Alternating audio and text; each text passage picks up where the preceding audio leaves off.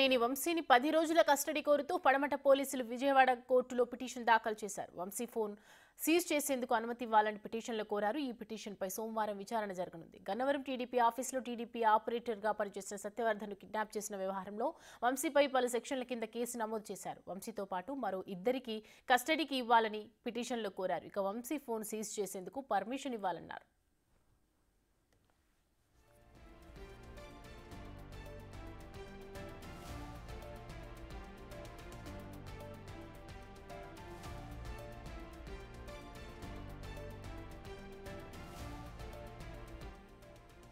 Satyavardhan kidnap కేసులో A4, A10 నిందితులను judge ముందు హాజరుపరిచారు. కేసు గురించి క్షుణ్ణంగా పరిశీలించి ఇద్దరి నిందితులకు ఈ నెల 25 వరకు రిమాండ్ విధించారు న్యాయమూర్తి. అక్కడి నుంచి వెంటనే సబ్ జైలుకు తరలించారు. మరోవైపు ఇప్పటికే విజయవాడ సబ్ జైలు A1గా ఉన్న వల్లభనేని వంశీ, A7 శివరామకృష్ణ, A8 నిమ్మ లక్ష్మీపతితో పాటు ఇప్పుడు A4గా ఉన్న గంటా వీర్రాజు, A6గా ఉన్న వేల్పూర్ వంశీని సబ్ జైలుకు తరలించారు. మరో 3 రోజుల్లో సత్యవర్ధన్ స్టేట్మెంట్ రికార్డ్ చేసే ఛాన్స్ ఉన్నట్టు తెలుస్తోంది.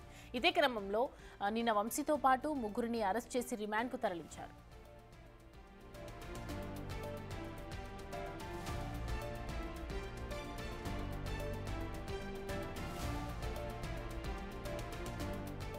ఈ కేసులో కీలకంగా వల్లభనేని వంశీ అనుచరులు ఉన్నట్లు తెలుస్తుంది. టెక్నాలజీ సహాయంతో కేసు దర్యాప్తు చేస్తున్నామని విజయవాడ సిపి వెల్లడించారు. టోల్ గేట్లు, సీసీ కెమెరాస్, డ్రోన్స్ ద్వారా దర్యాప్తు చేస్తామన్నారు.